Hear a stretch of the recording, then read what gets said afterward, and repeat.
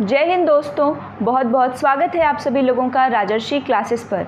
मैं प्रिया आज आपके साथ रविंद्रनाथ टैगोर और इनके पर्यावरण संरक्षण के प्रति किस प्रकार इन्होंने अपनी कहानियों में, लघु कथाओं में, कविताओं में किस प्रकार से प्रकृति की बातें कही है, उन सभी चीज़ों के बारे में हमारा ये जो आज का सेशन है ये रहने वाला है। तो चलिए वीडियो की शुरुआत करते हैं। समझेंगे रविंद्रनाथ टैगोर के एक ब्रीफ हिस्ट्री के साथ, इसके साथ और क्या क्या है शांति निकेतन, क्या उसमें कैसे पढ़ाई होती थी, इसके साथ इनके बारे में।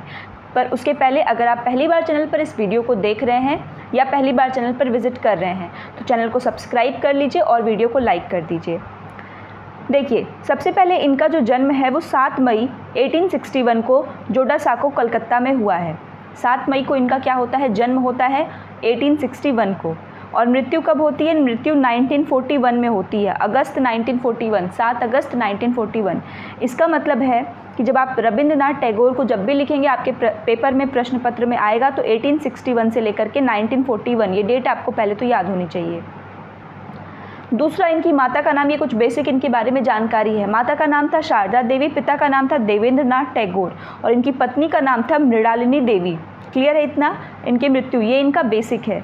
अब इनका जो इन्होंने स्थापना की थी शांति निकेतन जिसको हम कहते हैं, वो कहाँ पर की थी, तो वो बोलपुर के निकट, कलकत्ता में ही है, बोलपुर के निकट शांति निकेतन की स्थापना की थी 6 छात्रों के साथ। यहाँ मैंने बिल्कुल टू द पॉइंट लिखा है। जब आप पेपर में लिखेंगे या एग्ज़ाम के पॉइंट ऑफ व्यू से तो आप इसको अपने अकॉर्डिंग सेंटेंस में फॉर्म कर लेंगे। क्लियर है? तो देखिए, बचपन से ही इनके अंदर प्रकृति को लेकर के काफ़ी लगाव था। इनके और भी मुद्दे हैं, लेकिन इन्होंने शांति निकेतन की स्थापना कब की थी, 1901 में की थी। और आपको पता होगा कि लिटरेचर के फील्ड में पहले जो नोबेल पुरस्कार पाने वाले हैं वो भी यही हैं। 1913 में इन्हें इनकी पहली कृत जो थी गीतांजलि, उसके लिए नोबेल पुरस्कार मिलता है। ठीक, इसके साथ जो आपका शांति निकेतन है, आज प्रेजेंट में इसको हम शांति निकेतन नहीं कहते हैं, प्रेजेंट में इसका नाम है विश्व भारती विश्वविद्यालय। क्या नाम है? विश्व भारती विश्वविद्यालय आज। तो ये जो शांति निकेतन है उसका नाम विश्व भारती क्यों पड़ता है? तो देखिए, पहले ये शांति निकेतन रहता है जिसमें कुछ सीमित चीज़ों को पढ़ाया जाता है, किंतु बाद में जब उसमें हायर लेवल एजुकेशन की बात की जाती है तो उसका नाम विश्व भारती हो जाता है और अंत में इस पूरे को मिलाकर के विश्व भारती विश्वविद्यालय का नाम दे दिया जाता है। तो इन्होंने 1901 में तो शांति निकेतन बनाया था, उसके बाद विश्व भारती एक अलग से बनाया था 1922 में। ठीक है, 1922 में इन्होंने अलग से विश्व भारती यहाँ पर बनाया था। और लास्ट में जब हम देखते हैं कि अब जैसे पूरा के पूरा जो गुरुदेव थे, इनका नाम और क्या है, गुरुदेव, इनको उपाधि दी गई थी। तो ये जो 1922 के बाद जब इन्होंने बनाया, इसके बाद पूरे के पूरे इनके जो स्थापना थी इसको कह दिया गया विश्व भारती विश्वविद्यालय। आज इसी के नाम से जाना जाता है। ठीक है, ये आपको समझना होगा कि विश्व भारती भी अलग तरीके से बनी, पहले 1922 में बनी, लेकिन अब हम संयुक्त रूप से शांति निकेतन और विश्व भारती को मिला करके विश्व भारती विश्वविद्यालय कहते हैं। 1915 में इनको नाइटहुड की उपाधि मिली थी और आप जानते हैं कि 1919 में जलियांवाला बाग कांड जो हुआ था उसके बाद से इन्होंने अपनी उपाधि को वापस कर दिया था। क्लियर है? अगर हम इनके शिक्षा दर्शन की थोड़ी बात करें तो शिक्षा दर्शन में इनका यही कहना है कि जो व्यक्ति की एजुकेशन है, किसी भी आप छात्र को अगर आप शिक्षा दे रहे हैं तो उसका सर्वांगीण विकास होना चाहिए और वो विकास प्रकृति की छाया में होना चाहिए। प्रकृति के बिना इनका मानना है कि कभी भी आपका सर्वांगीण विकास संभव नहीं है। बच्चे को प्रकृति में रहने दें, प्रकृति से वो चढ़ रहा है, कूद रहा है, खेल रहा है, उसे करने दें और वही उसकी क्या है, असली शिक्षा है। उसी प्रकार से वो क्या करेगा, वो सीख भी पाएगा। तो इनकी पहली तो है स्वतंत्रता, जिसकी हम बात कर रहे हैं। स्वतंत्रता किस चीज़ की, कि बच्चे को जो कर रहा है उसको वो करने दीजिए। सृजनात्मकता एवं स्व अभिव्यक्ति, वो अपने विचारों के माध्यम से, अपने कृत के माध्यम से सृजनात्मक बनेगा। इसके साथ में स्व अभिव्यक्ति, खुद को कैसे अभिव्यक्त करना है वो भी उसको समझ में आना चाहिए। तो शिक्षा कैसी हो कि जो व्यक्ति को स्वतंत्रता प्रदान करे, वो स्वतंत्रता कि वो किसी भी चीज़ के सही और गलत को देख पाए, उसके सृजनात्मकता पक्ष को वो जो है उभारे, स्व अभिव्यक्ति करे और इंसान और प्रकृति की सक्रिय सहभागिता को भी शिक्षा सुनिश्चित करे। ये किसका कथन है? ये टैगोर जी का है।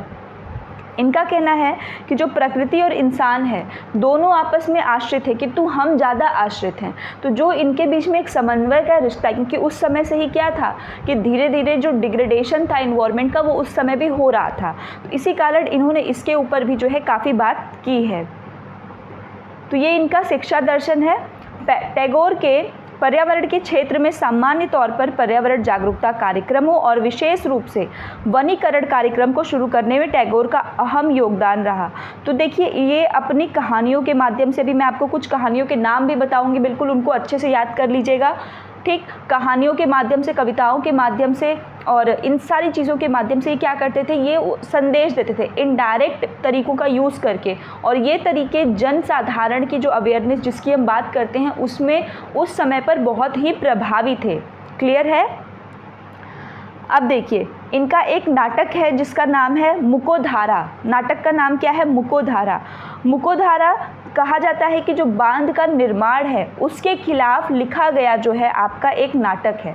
तो ये बांध के खिलाफ क्या है, उस समय एक राजा थे, ठीक, राजा रणजीत, ठीक है, ये वो राजा नहीं है, राजा रणजीत सिंह नहीं, ये दूसरे राजा रणजीत सिंह हैं। उस समय पे उन्होंने क्या किया था, बांध के निर्माण के आदेश दे दिए थे। तो आपको पता है, अगर बांध का निर्माण होता है तो न सिर्फ आपके पेड़ पौधे इनको नुकसान होता है, बल्कि जो पानी के अंदर रहने वाले एक्वेटिक हैं उनको भी नुकसान होता है। तो इसके खिलाफ इन्होंने एक नाटक बनाया था जो बिल्कुल उसी के सिमिलर था, मुकोधारा, जिससे लोगों को बाद में समझ में आया कि अच्छा ये चीज़ें जो है प्रॉब्लम, समस्याएँ हैं। इसके बाद 1927 में शांति निकेतन और उसके आसपास वृक्षारोपण का विकास किया। पहले क्या था कि जो ये शांति निकेतन का पूरा इलाका था वहाँ पर बहुत ही ज़्यादा मतलब बंजर, आसपास बंजर भूमि थी, उतने पेड़ पौधे नहीं थे। लेकिन टैगोर जी ने क्या किया कि उसके आसपास पूरा के पूरा आपका पेड़ लगाना शुरू किया, वृक्षारोपण का विकास किया। और इसके साथ ही साथ इन्होंने जो स्कूल था इनका शांति निकेतन, वहाँ पर भी वृक्षरोपण उत्सव शुरू किया। क्या शुरू किया? वृक्षरोपण उत्सव, ठीक है, जिसको हम क्या कहते हैं, बिक्र खारोपोन उत्सव। क्या कहेंगे? बिक्र खारोपोन उत्सव। ये क्या है? ये इनका स्कूल में मनाया जाने वाला उत्सव है जो उन्होंने बच्चों के माध्यम से कि आज ये उत्सव है, वृक्ष उत्सव है, ज़मीन आपका वृक्षारोपण उत्सव है, तो हम आज सब लोग मिलकर पेड़ लगाएंगे। तो इस तरीके से ये क्या करते थे, लोगों को जागरूक भी करते थे और प्रकृति की भी संरक्षण करते थे। पर्यावरणीय संरक्षण के संबंध में टैगोर के विचार। अब अगर हम इनके विचारों की बात करते हैं तो देखिए, अब इनके जो विचार हैं, तो सबसे पहले आपको ये समझना होगा, एक अपने दिमाग में बनाइए कि टैगोर, जो आपके रविंद्रनाथ टैगोर हैं, ये क्या करते थे। ये आपके कवि थे, ठीक, और ये कोई ऐसा नहीं कि बहुत बड़े पर्यावरणविद थे, कि नहीं, ये इन्वायरमेंटलिस्ट नहीं थे, फिर भी ये अपने स्तर से इन्होंने जितने काम किए हैं उस समय पे ये उन कार्यों का है। तो ये कविताएं, नाटक, लघु कथाएं इनको लिखते थे, और इन लिखने का जो मुद्दा होता था, जो इशू है, वो क्या होता था, वो ये होता था। समझ में आ रहा है? तो ये अपने कविताओं के माध्यम से, नाटक के माध्यम से, लघु कथाओं के माध्यम से किन मुद्दों को उठाते थे, जैसे नदी का कटाव, वनों की कटाई, प्राकृतिक संरक्षण, इनको एक बेहतरीन तरीके से वो उस कहानी में, उस कविता में, उस नाटक में ये क्या करते थे, फॉर्म करते थे। और इनका मुद्दा क्या रहता था, वही पर्यावरण से संबंधित मुद्दे रहते थे। अब इसके लिए इन्होंने क्या क्या कार्य किया, तो उन्होंने पृथ्वी का त्यौहार नामक जो है उत्सव मनाया था 1927 में। पृथ्वी का त्यौहार, ठीक है, याद रखना है आपको, पृथ्वी का त्यौहार ये किसने कहा है, तो रविंद्रनाथ टैगोर ने।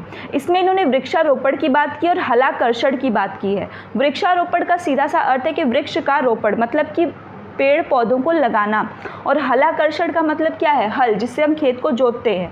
तो ये क्या है कि भूमि को जोतना। तो ये दो चीज़ों के बारे में इन्होंने पृथ्वी के त्यौहार को बताया कि एक तो आप वृक्षारोपण करेंगे और दूसरा आप हलाकर्षण करेंगे। और इसी समय इन्होंने एक गीत का भी निर्माण किया था, ठीक है, जो क्या है, मोरू विजयरा कितना उड़ाव ही सुनाए, ठीक है, ये जो है ये बंगाली में थे, बंगाली पोएट थे, तो ये उस लैंग्वेज में है। तो पृथ्वी का त्यौहार है, उन्होंने गीत भी उस पर बनाया, आप जैसा देख रहे हैं, और अपने लेवल से इनिशिएट भी किया, और जो बच्चे वहाँ पढ़ने आते थे उनको भी इसमें इन्वॉल्व किया कि वो भी अपना योगदान पर्यावरण की तरफ दे सकें। अब इनके कुछ कथा और कहानियों के बारे में बात करते हैं कि जो कथा और कहानियाँ क्या कहती हैं। क्लियर है? तो चलिए देखिए, अब एक आप इनकी जो लघु कथा है, मतलब छोटी कथा थी, जिसका नाम था बलाई। क्या नाम है? बलाई।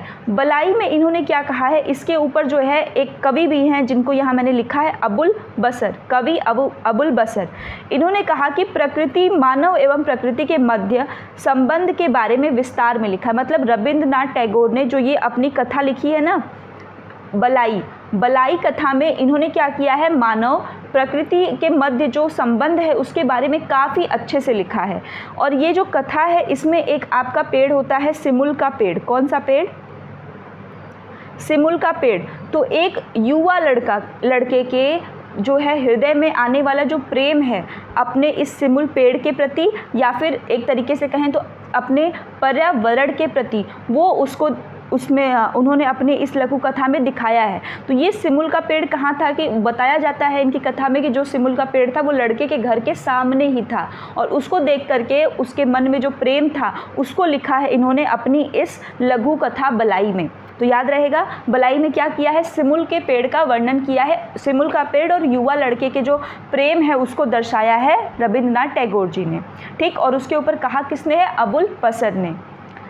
अब इनके कुछ पोयम है। Poem the tame bird was in a cage and I plucked you flower. ठीक, ये जो पोयम है कभी कभी कॉम्पिटिटिव लेवल के एग्जाम में भी पूछी जाती है कि किसके द्वारा लिखी गई है। तो देखिए, पहला है the tame bird was in a cage. आपको पता है टेम बर्ड क्या होता है? जो पालतू होते हैं, जो पालतू चिड़िया। तो इन्होंने पालतू पक्षी, ये जो पहला इनका पोयम है इसमें इन्होंने पालतू पक्षियों के दुर्दशा के बारे में बताया है कि वो कैसा महसूस करती हैं, मतलब। और इसके साथ दूसरा जो आई प्लग्ड यू फ्लावर है इसमें इन्होंने बताया है कि जो मानव है उसकी क्रूरता को दिखाया है कि वो किस प्रकार से पौधों को, फूलों को क्या करता है? तोड़ देता है। तो ये कहीं ना कहीं इसके साथ एक कहानी द हॉर्स में भी कुछ इसी प्रकार का इन्होंने बात बताई है कि जो प्रकृति है उस प्रकृति के अनुरूप हमें होना चाहिए, किंतु हम क्या करते हैं? हम प्रकृति को अपने अनुरूप बनाने की कोशिश करते हैं, जो कि गलत होता है। क्लियर है? तो इनकी पोयम कौन कौन सी है? The tame bird was in a cage, I plucked you flower and the horse. आपको याद रखना। इसके अलावा ऊपर आपने कौन कौन सी पढ़ लिया? बलाई पढ़ लिया। तो ये देखिए, इन कविताओं के माध्यम से ये क्या बता रहे हैं कि भाई प्रकृति को अपने अनुरूप करने में मानव क्या कर रहा है? इस प्रकार के कार्य कर रहा है। अपनी सुख सुविधाओं के लिए मानव पेड़ काट रहा है, बांध बना रहा है, सारी चीज़ें कर रहा है, पर उसका असर जो है किस पर हो रहा है? सभी पर हो रहा है। वो जीव जंतु जो बोल नहीं सकते उन पर भी हो रहा है। तो इस प्रकार से इन्होंने अपनी कविताओं के माध्यम से एक बहुत ही गंभीर समस्या की तरफ जो है लोगों का ध्यान भी आकर्षण किया है। इसीलिए उस समय के बहुत सारे जो शिक्षाविद थे उन लोगों ने कहा है कि भाई जो रविंद्रनाथ टैगोर गुरुदेव जी हैं, उनकी जो ये चीज़ें हैं वो न सिर्फ उनका प्रकृति के प्रति जो प्रेम है उसको दर्शाता है, बल्कि लोगों में जागरूकता का भी एक बहुत बड़ा स्तर जो है खड़ा करता है। ठीक, तो ये इनकी पोयम थी, कहानी थी। टैगोर जी का दृष्टिकोण प्रकृति संरक्षकों को हमेशा प्रेरित करता है, ये आप लास्ट में लिख सकते हैं। इसके अलावा मैं एक दो आपको और इनके पोयम के बारे में बताती हूँ। नाटक है एक और, जैसे अभी आपने एक नाटक देखा, यहाँ पर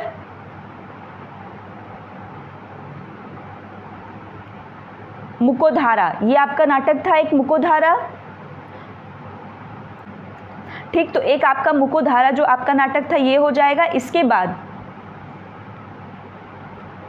मुकोधारा किस चीज़ के ऊपर है? तो ये आपके बांध के निर्माण के ऊपर था। इसी तरह इनका एक नाटक रक्तकरबी है। क्या है? रक्तकरबी। रक्तकरबी में एक पेड़ है जो कि क्या हो गया है, उसको वो एक लोहे की छड़ से कुचला हुआ था, उसकी दुर्दशा को, उसके जो है पीड़ा को इन्होंने बताया था। वो पौधा कौन सा था? ओलिएंडर का पौधा था। किसका था? ओलिएंडर का पौधा था। और इनकी नाटक का नाम क्या है? रक्तकरबी। तो एक मुकोधारा हो गया इनका नाटक और एक हो गया रक्तकरबी। क्लियर है? ठीक है, मुक्तधारा और रक्तकरबी। ठीक, तो ये एक हो गया मुकोधारा, रक्तकरबी, और एक और है आपका मुक्तधारा। क्या है? मुक्तधारा। मुकोधारा अलग है, मुक्तधारा अलग है। मुक्तधारा में इन्होंने जो मानव है उसके असीम लालच को शो किया है कि मानव कितना ज़्यादा ग्रीडी है, वो किस प्रकार से इस प्रकृति का क्या करता है? दोहन करता है। तो ये कुछ जो आपको मैंने बताया है उसको भी मैं एक रिकैप में आपको बताती हूँ कि कौन कौन सी पोयम और उसका नाम हमने बताया है। तो सबसे पहले जब भी आपके सामने रविंद्रनाथ टैगोर जी का नाम आए तो आपके सामने वो आना चाहिए कि भाई इनका जन्म 7 मई 1861 को हुआ है और अगस्त 1941 को इनका डेथ हो गया है। माता का नाम शारदा देवी था, पत्नी का नाम मृणालिनी देवी था, पिता का नाम देवेंद्रनाथ टैगोर था। इतना याद हुआ। अब इसके बाद बात करते तो विश्व भारती, जिसको हम शांति निकेतन कहते हैं, पहले 1901 में इन्होंने इसको बनाया और विश्व भारती को 1922 में जाकर बनाया। कब बनाया? 1922 में। आज कंबाइन रूप से हम इसको विश्व भारती विश्वविद्यालय के नाम से जानते हैं। आपको जानकर काफ़ी आश्चर्य होगा कि उस समय जब इन्होंने इस विश्वविद्यालय की स्थापना की थी तो इसमें हर एक चीज़ें थी, मतलब आप पीएचडी से लेकर के यहाँ तक कि बाहरी चाइनीज़ लैंग्वेज तक को सीख सकते थे। शिल्प सदन था, मतलब अलग अलग सदन बनाए गए थे। ठीक, तो काफ़ी अच्छे लेवल की एजुकेशन, क्वालिटी एजुकेशन यहाँ पर दी जाती थी। रविन्द्रनाथ टैगोर जी को नाइटहुड की उपाधि भी मिली थी 1915 में। इसके साथ साथ 1913 में इन्हें नोबेल प्राइज़ मिला था इनकी काव्य के लिए, इनकी जो रचना थी गीतांजलि के लिए। ठीक है, अब इनके कुछ द्वारा कृत उसके बारे में बात करते हैं, आइडियाज़ के बारे में। तो रविन्द्रनाथ टैगोर ये लिखते थे कविताएं, कहानियाँ, लघु नाटक, ठीक, ये सारी चीज़ें। और इनका मुद्दा जो रहता था वो एकदम ज्वलंत मुद्दा, जो प्रकृति से संबंधित मुद्दे थे, चाहे वो नदी का कटाव हो, वनों की कटाई हो, प्राकृतिक संरक्षण हो, मनुष्य का लालच हो, इन्हीं चीज़ों से रिलेटेड इनका ये होता था। इन्होंने वृक्षारोपण और हलाकर्षण जैसे चीज़ों के ऊपर प्रमोट किया कि वृक्षारोपण करना चाहिए, हलाकर्षण करना चाहिए, पृथ्वी का त्यौहार है ये। क्या है? पृथ्वी का त्यौहार। ठीक, इसी के साथ इन्होंने यहाँ पर गीत भी गाया है। और अब इनके आते हैं कि इन्होंने कौन कौन से कृत और रचनाएं की हैं। तो यहाँ पर जो इनका सबसे पहला हमने पढ़ा था वो पढ़ा था कि मुकोधारा। क्या पढ़ा है? मुकोधारा। मुकोधारा जो बताता है कि भाई बांध के निर्माण के ऊपर जो है ये इन्होंने जो है नाटक को लिखा था। इसके अलावा रक्तकरवी एक और नाटक है इनका जिसको आपको याद रखना है, रक्तकरवी। रक्तकरवी नाटक किस लिए था? कि यहाँ पे ओलियंडर का पौधा जो छड़ से कुचल गया था उसके बारे में बताया। तो मुकोधारा, रक्तकरवी, पहले दो को याद करिए, मुकोधारा, रक्तकरवी। इसके साथ मुकोधारा के साथ ही मुक्तधारा भी आप याद कर लीजिए। क्या याद कर लीजिए? मुक्तधारा। मुक्तधारा, मुकोधारा, रक्तकरवी। मुक्तधारा में क्या है? मनुष्यों के लालच को दर्शाया है। मुक्तधारा, मुकोधारा, रक्तकरवी, ये तीन याद हुए। अब इसके बाद बलाई। बलाई जिसमें कि सिमुल के पौधों को लेकर के जो पेड़ था उस बच्चे के घर के सामने, उसके प्रति उसके प्रेम को दर्शाया है बलाई में। पौधा कौन सा है? सिमुल का। पौधा कौन सा है? सिमुल का। तो आपको याद रखना है। और जब हम बात करेंगे रक्तकरवी की तो यहाँ पौधा कौन सा है? ओलियंडर का पौधा। तो आप देख रहे हैं किस प्रकार से इनकी कविताओं में प्रकृति की बातें कितनी ज़्यादा कही जा रही हैं और समझी जा रही हैं। क्लियर है? इसके बाद अगर इनके पोयम की बात करें तो दो पोयम जो इनकी मोस्ट इंपॉर्टेंट है, ठीक, इसको हिंदी में नहीं आप इंग्लिश में ही लिखेंगे। The tame bird was in a cage. क्या नाम है उसका? The tame bird was in a cage. ये आपका रिवीजन है। The tame bird was in a cage. इसके साथ आई प्लग्ड यू फ्लावर। ये दोनों में मनुष्य की क्रूरता को दिखाया है कि जो आप पक्षी को जो आपने क्या कर लिया है, पालतू बना लिया है, उसको किस प्रकार से व्यक्ति जो है अपने वातावरण के अनुकूल बनाने की कोशिश करता है। लेकिन क्या पक्षी जो है आपके पिंजड़े के लिए बनी है? नहीं, भगवान ने उसको किसी और तरीके से बनाया है, लेकिन आप उसको अपने अनुकूल बनाने की कोशिश करते हैं। इसके बारे में बताया है। सेम एज इट इज़ जो है आई प्लग्ड यू फ्लावर में इन्होंने कहा है। क्लियर है? तो ये पूरा जितना भी मैंने आपको बताया है ये इसका सारांश मैंने आपको बता दिया है। और बलाई में अबुल बसर ने जो कहा है उसको भी आप लिख सकते हैं।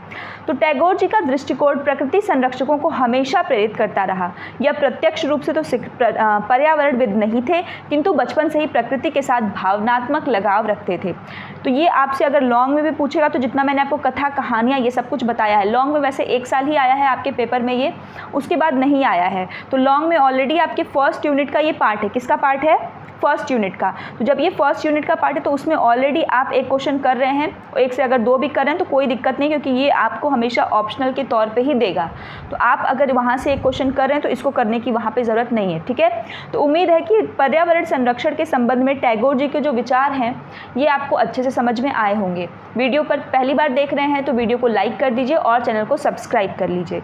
चलिए मिलते हैं अगली वीडियो में नेक्स्ट क्वेश्चन के साथ। तब तक अपना ख्याल रखें, स्वस्थ रहें। जय हिंद।